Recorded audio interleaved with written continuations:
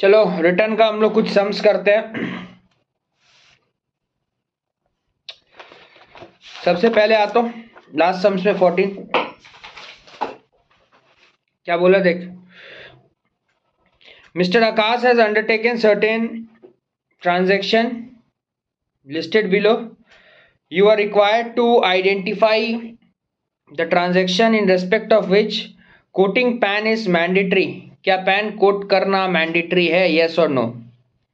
Payment of life insurance premium 45,000 in the financial year by account paycheck for ensuring life of self and spouse. भैया अगर आप account पे check से payment कर रहे हो तो पैन कोड करना जरूरी नहीं है। अरे अकाउंट पे चेक से पेमेंट कर रहा ना, और अगर ये वाला एक्चुअली में अगर कैश से भी पेमेंट होता ना तो भी पैन जरूरी नहीं था, क्योंकि 45,000 है ना, ठीक है। लेकिन ये अकाउंट पे चेक से पेमेंट किया तो जरूरी नहीं है। समझ में आया बात? लिख दे।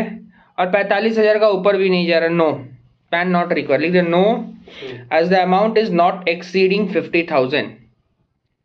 No as the amount is not exceeding 50,000, इतना लिख दे। 50,000 का ऊपर नहीं किया तो पैन क्यों दें हम तेरे को, ठीक है। नेक्स्ट, पेमेंट हुआ 1,00,000 रुपया to a five star hotel for stay of 5 days with family, out of which 60,000 was paid in cash. Five star hotel में 5 दिन का रहा with the family, out of which ₹60,000 paid in cash. अच्छा एक मिनट, 1,00,000 रुपया five-star hotel का payment हुआ है, आउट ऑफ विच 5 दिन रहे हैं। 60,000 रुपया जो है ना वो एक दिन का पेमेंट है। तो हम क्या बोले थे, होटल वाला को अगर 50,000 का ऊपर तू पेमेंट करेगा तो पैन देना पड़ेगा। लिख दे yes payment in cash, yes इसलिए लिख रहे क्योंकि पैन कोड करना जरूरी है। Yes as payment in cash at one time exceed ₹50,000। Yes as payment in cash at one time exceed ₹50,000।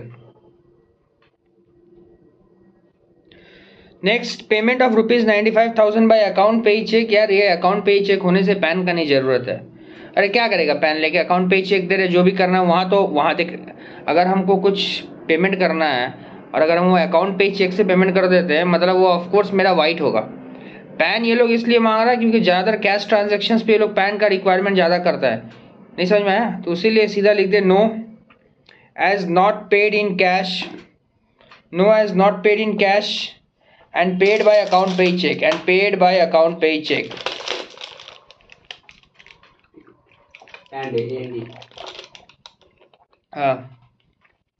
no as not paid in cash,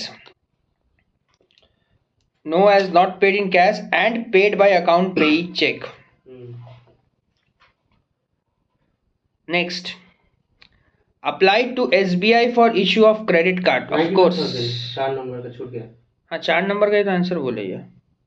Dubai 4 number payment of 95। ना ये वाला 4 नंबर का बोले, no जो बोले ना, no as not paid in cash, এটা 4 নম্বরে। जो 3 নম্বরটা আমি ছেড়ে দিয়েছি। 3 নম্বরটা বলেছিল payment of ₹80,000 by ECS through bank account for acquiring debenture. হ্যাঁ ইয়েস প্যান দিতে হবে, তো অ্যামাউন্ট এক্সিড করে যাচ্ছে 50,000 ডিবেঞ্চারে, ওইটাতে লেখো ইয়েস। देखो नीचे लिखे ना तो जाएगा अच्छे 3 नंबर दिए, ठीक है। 3 नंबर में यस होगा, yes as amount of payment exceed 50,000, ठीक है। 4 नंबर में 4 तो बोल दिए। 5वां में apply to SBI for issue of credit card, yes. हाँ क्रेडिट कार्ड में तो पैन देना ही पड़ता है, अरे नहीं तो पता कैसे चलेगा। क्रेडिट कार्ड के लिए कभी तेरे को फ़ोन नहीं किया है, पैन नंबर दे। अच्छा नेक्स्ट, क्वेश्चन नंबर 10 में explain with brief reasons whether the return of income can be revise. क्या रिटर्न रिवाइज हो सकता है? पहला बात, बिलेटेड रिटर्न फाइल है, बिलेटेड वाला रिवाइज हो सकता है? बिलेटेड मैंने किया हाँ, तो बिलेटेड रिटर्न रिवाइज होता है? हाँ होता है, यस बिलेटेड रिवाइज होता है, यस यस यस। अच्छा, return already revise once under section 139(5), माने एक बार रिवाइज हो चुका है, होगा क्या? हाँ लिख yes return under section 139(1), yes return under section 139(1) can be revised more than once, 139.5 है तो इधर। না না না 139 1 এ বলছি। আচ্ছা 139.1 Yes, return under section 139 1 এ কথাটা লেখা আছে। 139 1 can be revised more than once. Loss return file किया गया है, रिवाइज होगा? हाँ, यस। लॉस रिटर्न क्यों नहीं रिवाइज होगा, हो ही सकता है। Yes return 139.3 is deemed to be filed under section 139.1. ठीक है, अच्छा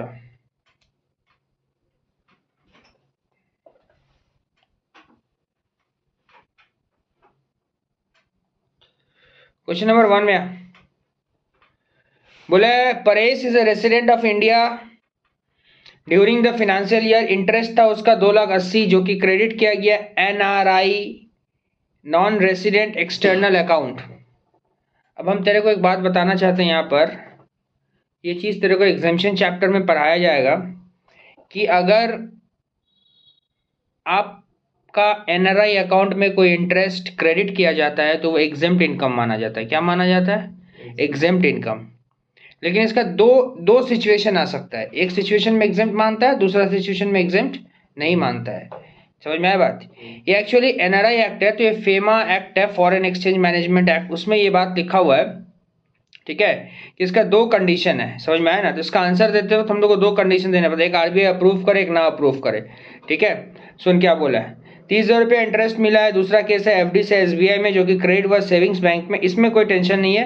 फिर 3,000 रुपये का इंटरेस्ट है सेविंग्स में, Paresh required to return income.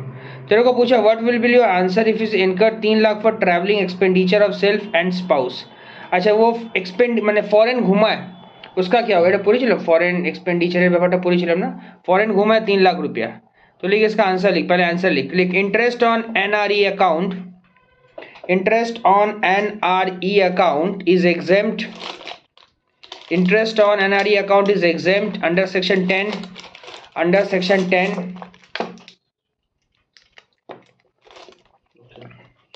ठीक है, अच्छा क्वेश्चन में क्या पूछा था? What will be your answer if he has incurred 3 lakh expenditure. अच्छा, वही पैन कोड करना पड़ेगा कि नहीं, ये बात पूछा। ठीक है, एक मिनट नहीं, पैन नहीं, ओ रिटर्न फाइल करेगा कि नहीं करेगा ये पूछा है। अच्छा ठीक है, तो रिटर्न फाइल करेगा कि नहीं करेगा, इसके लिए हमको क्या चेक करना पड़ता है? Basic exemption limit. ठीक है, तो तू लिख दिया ना इंटरेस्ट ऑन, हाँ ये क्वेश्चन में पूछा, अंडरलाइन कर दे फर्स्ट पैराग्राफ का लास्ट लाइन में, इस Paresh required to file return income, तो क्या लिखा? Interest on NRE account is exempt under section 10 लिखा। उसके बाद लिख GTI ऑफ परेश इज, तो उसका GTI कितना आएगा? अरे तो 2,88,000 अगर एग्जेम्प्ट हो जाता है तो 30 और 3 33,000 आएगा, तो लिख 30 था। GTI of Paresh is 33,000, GTI of Paresh is 33,000 since his GTI less or equal to basic exemption limit। याद आ रहा है सब बात? He is not liable to file return, he is not liable to file return ROI, return of income, under section 139(1).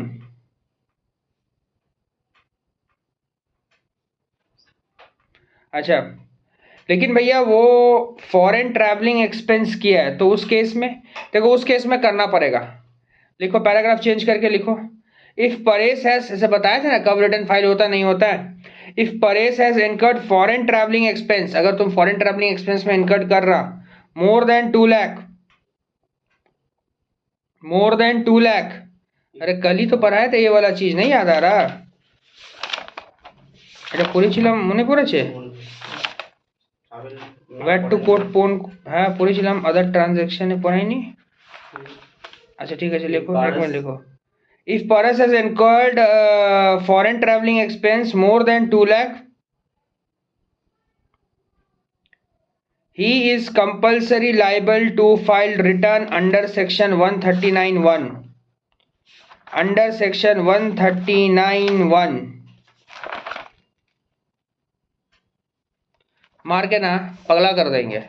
जाके देख वहाँ पे लिखा हुआ था, बोले थे फॉरेन फॉरेन फॉरेन वॉरेन अगर तू घूमने जाता है, फॉरेन टूर के पीछे में अगर खर्चा करता है 2 लाख से ज़्यादा, तो तेरा रिटर्न फाइलिंग होगा। पहला पेज का जहाँ स्टार्ट किए थे वहीं पर देख लिखा हुआ है बी नंबर पॉइंट में, incurred foreign travelling expense for himself और एनी अदर पर्सन 2 लाख से ज़्यादा तो उसको ITR भरना पड़ेगा। पगला कहीं का उज्जवल जाना बंद करो तो He is compulsory to return under section 139. 1 হ্যাঁ বন্ধ করো, ঠান্ডা না গরম লাগছে।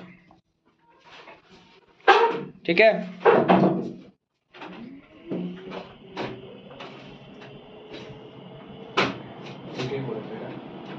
উল্টা পাল্টা ঠিক আছে করে দাও, যারা মধ্যে তুমি করে দাও।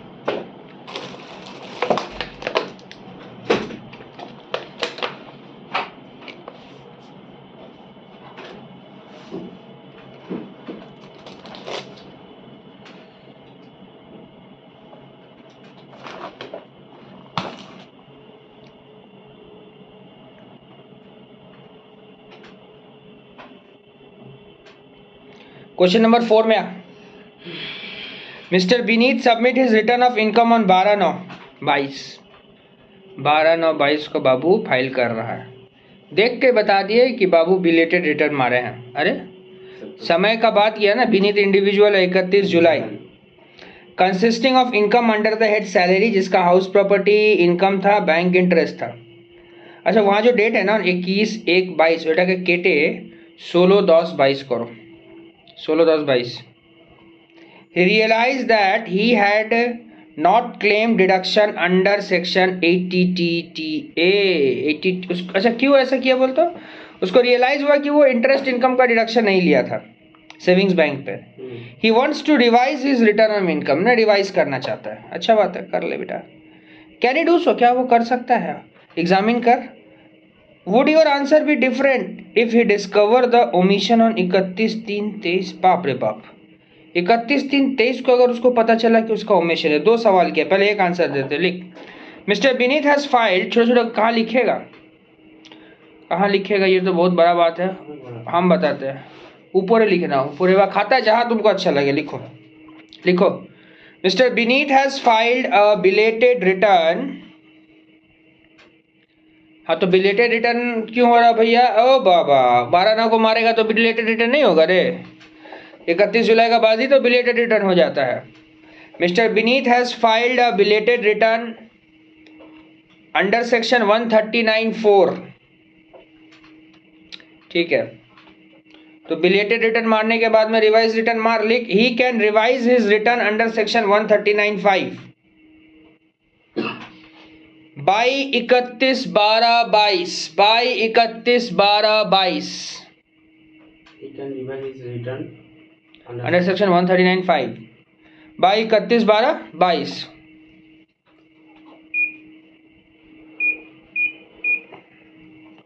लिखा?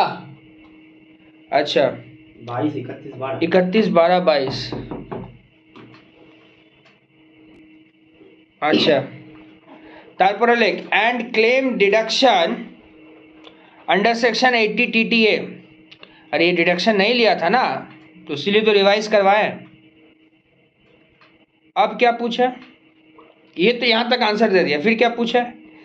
फिर पूछा है कि क्या वो 31/3/23 को कर सकता है क्या? कमीशन हो गया था गुरु। पैराग्राफ चेंज करके लिख लिख लिख लिख। हाउएवर क्या आंसर होगा? करते पारबे? यस और नो? 31/12 পরে কি রিটার্ন ফাইল করতে পারবে? হবে না 31/12। However, he cannot file, अरे यही क्वेश्चन सब एग्जाम में आएगा रे। However, he cannot file revised return after 31/12/22 for assessment year 22-23। ঠিক আছে, তাহলে 1 2 3 4 5 হলো উজ্জ্বল না 4 হলো। ঠিক আছে, ओके। सामने की तरफ आइए। कुछ असेसमेंट ईयर 21/3/22, असेसमेंट ईयर 22-23। सामने की तरफ आइए।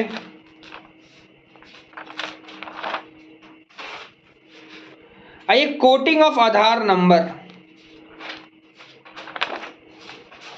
देखिए इतना बड़ा चिट्ठा क्या है भैया, इतना डिटेल में जानना जरूरी नहीं है, बस हल्का सा हम बात बता देते हैं। ये तो लोगों के साथ प्रैक्टिकली हुआ है और एक शॉर्ट समरी हम लिखा देंगे तो हो जाएगा। ये सब एग्जाम के लिए नहीं आता है, बस जस्ट फॉर योर नॉलेज।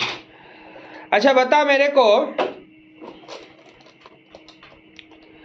पहले जैसे आधार नंबर,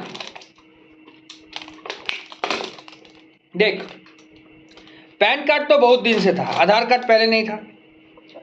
तो आधार कार्ड जब आया तब आधार कार्ड ये बोल के आया कि ठीक है ये एक आइडेंटिफिकेशन नंबर है, हमारे देश में इतना पॉपुलेशन है, तो अगर किसी को आइडेंटिफाई करना हो तो नाम से पॉसिबल नहीं होता है, तो आप उसका आधार नंबर मारो तो फिर आप पता लगा लोगे। उसीलिए देखते हैं ना, उसका अंगूठा का जो निशान होता है, वो आँख का सब लिया जाता है। तो आधार का कॉन्सेप्ट आने से पहले पता था कि आएगा, लेकिन मोदी जी मतलब बहुत बड़ा चाल खेल दिया। वो बोले नहीं, आधार के साथ पैन को लिंक करवाओ, आधार के साथ पैन को लिंक करवाओ। अब ये बात जनता को पसंद नहीं आया। जनता मतलब कहने का मतलब है बड़ा बड़ा कंपनी, बड़ा बड़ा इंडस्ट्री लोग बोले नहीं नहीं नहीं नहीं ये गलत हो रहा है यार, Aadhaar is a means private thing for me and PAN is open to all, इसको हम इसके साथ कैसे लिंक करवा दें, ये दिक्कत है। केस पहुंचा सुप्रीम कोर्ट तक, केस पहुंच गया। लास्ट में फाइनली डिसीजन देते देते सुप्रीम कोर्ट बोला नहीं, ये कॉन्स्टिट्यूशनल राइट है गवर्नमेंट के पास, क्योंकि गवर्नमेंट आधार को पैन के साथ इसलिए लिंक करवाना चाहता है ताकि टैक्स जो इतना चोरी हो रहा है उसको वो लोग पकड़ पाए। क्लियर है ना?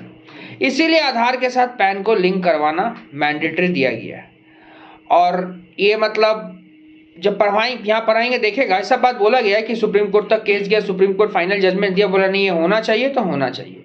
अब सुप्रीम कोर्ट बोल दिया तो भाई मानना ही पड़ेगा। अब हम लोग तो लॉ अबाइड करके चलने वाले इंसान है, कुछ कर नहीं सकते हैं, ठीक है। लेकिन ये मेनली किया गया इसीलिए, ठीक है। तो ये इतना बड़ा चिट्ठा यहाँ देखो लिखा हुआ, every person is eligible to obtain Aadhaar number is required to mandatory quote Aadhaar number on और आफ्टर 1 जुलाई के बाद, जिसका था। अभी देखो एक बात सुनो, यहाँ ये आधार मैंने पहले पैन कार्ड हम लोग जैसे हम खुद अपना पैन कार्ड बनवाए थे आई थिंक 2014-15 में, ठीक है। आजकल जो लोग पैन कार्ड बनाते हैं ना, सबका वहीं से ऑटोमेटिकली आता है आधार पैन, आधार नंबर देगा फिर पैन आएगा अभी का समय में, लेकिन पहले ऐसा नहीं होता था। तो उसीलिए बाद में लिंक करवाया गया, हम लोग सबको लिंक करवाया। उसने लिखा ना, every person is eligible to obtain Aadhaar number is required to mandatory code Aadhaar number on और after 1 July. Applicant form allotment permanent account number में रिटर्न ऑफ इनकम में what if person does not have any Aadhaar, नहीं है तो क्या होगा, fine वगैरह, ऐसा प्रैक्टिकल ज्ञानबाजी है, उतना तेरे को नहीं जानना है। समझ में आया बात क्या बोले? ठीक है, तू छोटा सा एक बात लिख ले, हम समझा दे रहे, लिख ले ऊपर में, लिख ले कहीं क्यों क्या बताना चाहते हैं पे लिख। PAN will be treated to be inoperative. PAN will be treated to be inoperative. PAN will be treated to be inoperative if it is not linked with Aadhaar.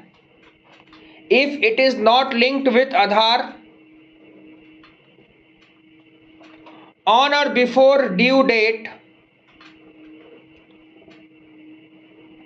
on or before due date, all the provision of this act will be applicable. All the provision of this act will be applicable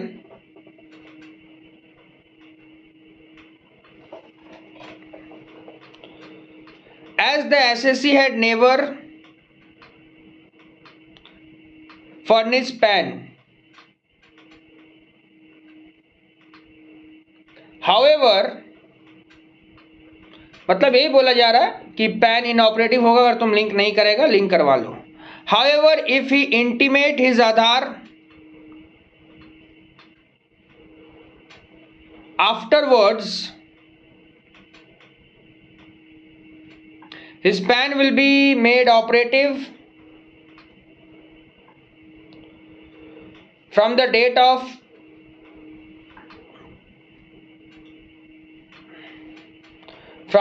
of intimation, ठीक है।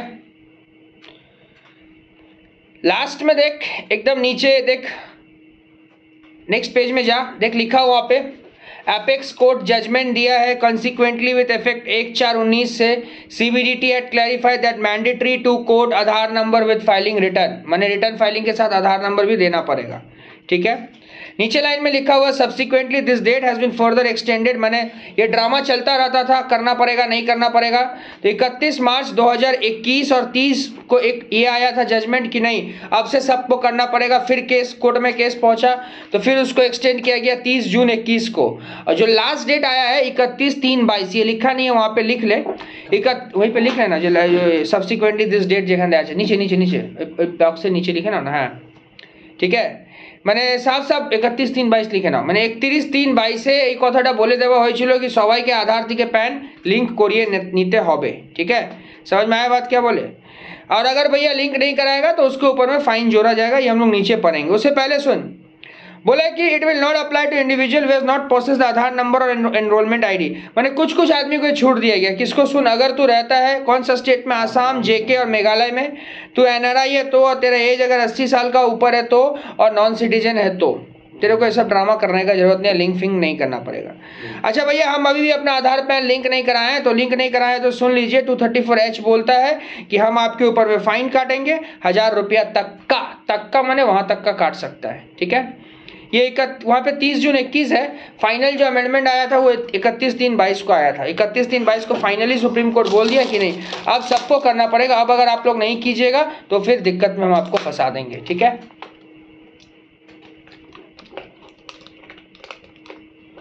আর কিছু বলেছিলাম আজকে পড়াবো,